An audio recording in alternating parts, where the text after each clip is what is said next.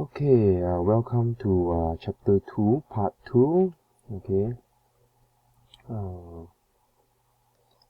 For this video, for this online video, we're going to learn about the polarity of molecules and intermolecular forces, which is the interaction between molecules.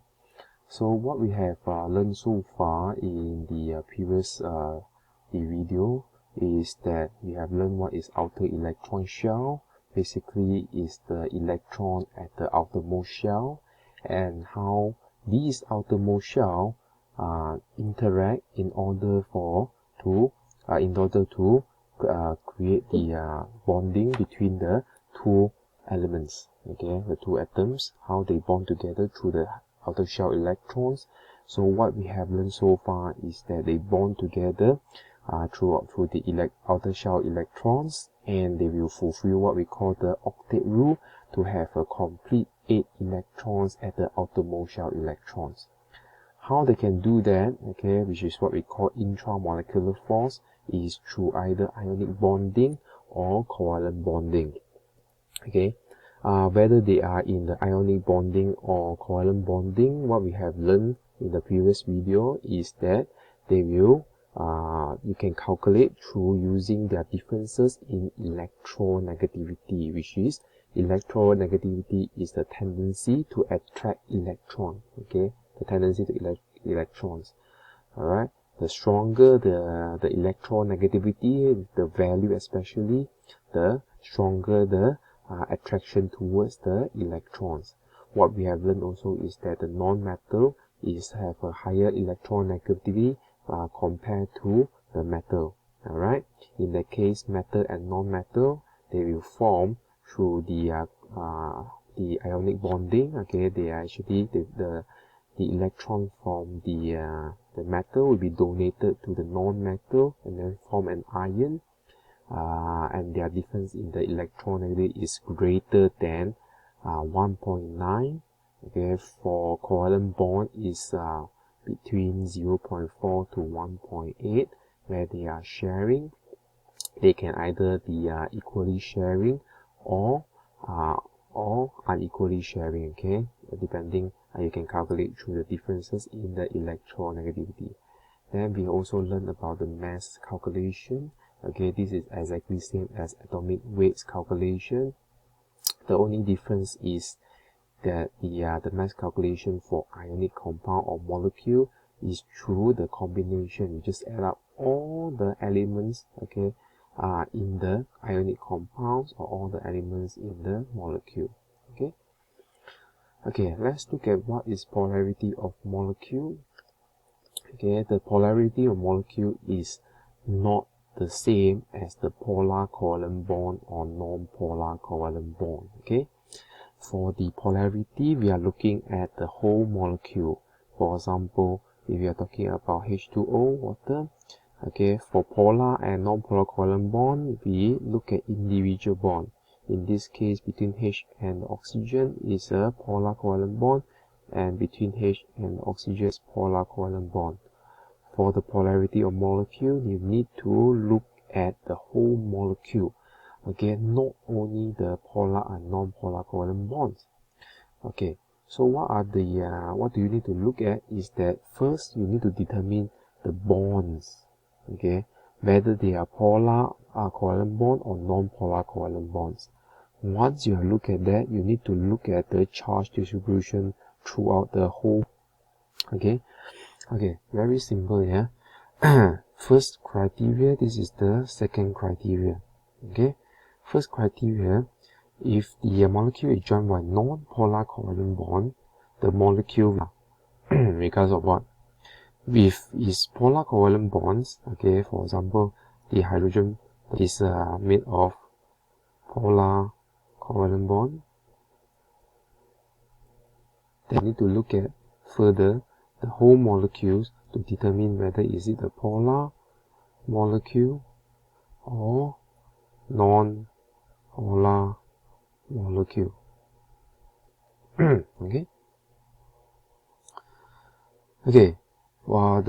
need to look at, as I mentioned, the rule number 2, the criteria 2 is that you need to look at whether is it a polar or non-polar molecule by looking at the charge distribution throughout the molecule.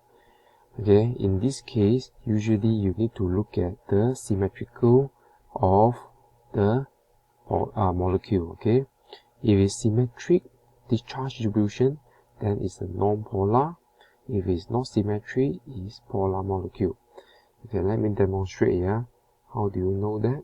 Okay, so far what we know so far is that if it's a polar, if it's the molecule is joined by polar covalent bond, then you need to look at this, whether the charge distribution is symmetry or not symmetry. How you know symmetry or not symmetry? Okay, you need to draw the Lewis dot diagram, okay, for the molecule. In this case, if you draw out properly, okay, you will realize that they are what we call the lone pair electrons over here, and the electron here is joined with hydrogen and oxygen, hydrogen and oxygen, to form something like that. Again, lone pair electrons are electrons that are not paired to any elements here. In this case, they have two pairs, okay, and the one with the hydrogen is this. So in this case, the lone pair electron will push, okay, the hydrogens downwards, okay, to one corner. Okay, you form something like this. Okay, an arrow. So in this case, you will realize that since this is a polar covalent bond, and we know that the electrons are pushed towards this side, okay, resulting in here being delta matrix slightly negative and slightly positive. Okay, so what happens is that you can see the charge distribution is not equal. Okay, it's not symmetrical. Okay, in this case, what happened? Unsymmetrical charge distribution, making it a polar molecule. Okay, sorry, here is too negative here. Okay, examples, okay, for symmetrical, what you have is here. Very classic. This carbon dioxide. Okay, so first you can determine over here these two. Alright, you realize that the bonding is polar. Okay, here is polar covalent bond. But what happens is that if you draw it correctly, okay, what happens is that it is basically symmetrical. Okay, they do have the the electron is go towards this side, but it pull equally towards each direction, making it a symmetrical charge distribution. In this case, it's non-polar. Okay, it didn't push to one side. Okay, same goes to this. Okay, you can see charge pull towards each direction. Okay, it's very important for you to determine polar or non-polar molecule. Okay, the reason is because there's something called the hydrogen bond, which is the intermolecular forces. Okay, all these polar or non-polar molecule will help you to determine whether there will what kind of intermolecular forces. Okay, which means that what molecule, okay, CO2, how they interact with each other. Okay, is it through the polar, the charge distributions, okay, or is it like hydrogen bonding and so forth. Okay, so it's very important. In this case, if it's non-polar, okay, then they will have a weaker interaction in between the molecule. Okay, let's look at the later we will talk more about that. Okay, so the intermolecular forces which interacting between molecule, okay, one molecule, for example H2O, how they interact with each other, okay, is what we call intermolecular force. Okay. What we have, okay, there are a few different types. We have hydrogen bonding, dipolar forces, dispersion force. Okay, hydrogen bonding is where they interact. Okay, they interact between, like for example, what we have is the is of course hydrogen bond. If you involve hydrogen, okay, they will have hydrogen no matter what, okay. And it's very important to know that they are usually resultant interaction between a polar molecule. In this case, okay, polar molecule. And this oxygen can either be a oxygen, can be a nitrogen, can be a fluorine, okay. In that case, it won't be two hydrogen anymore, okay. So it can be NF, can be NH, FH, so forth. Alright, then they have what we call the hydrogen bonding, okay.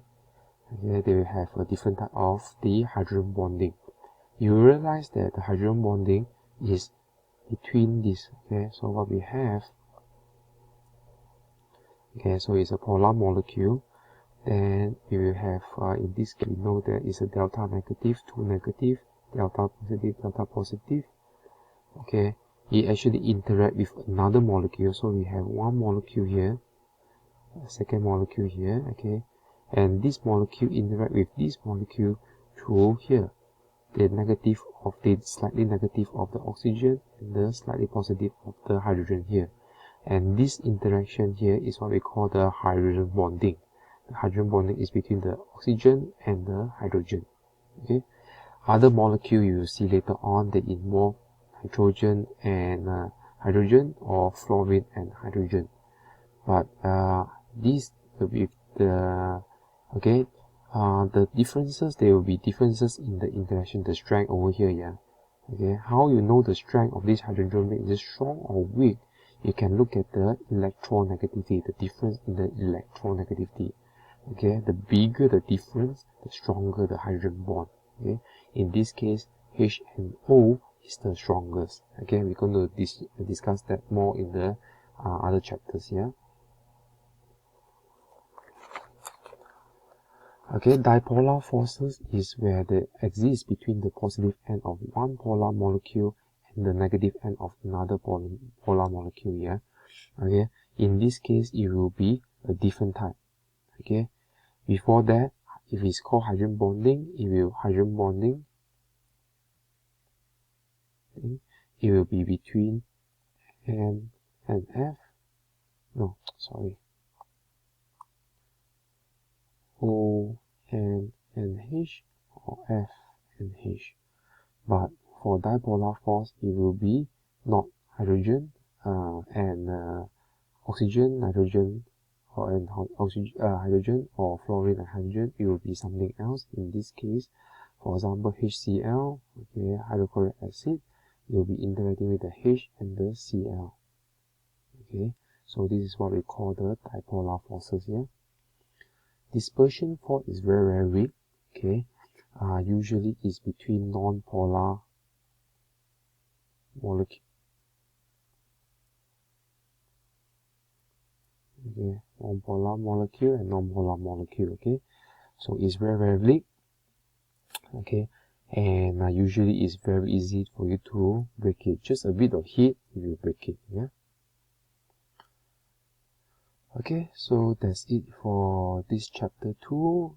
Again, if you got question, please post it in chapter 2, the Padlet. If no question, same thing, please post in the Padlet. Please write your name and your student ID, because that is how I mark your attendance, okay, for chapter 2. Okay, alright. Okay, so thank you very much.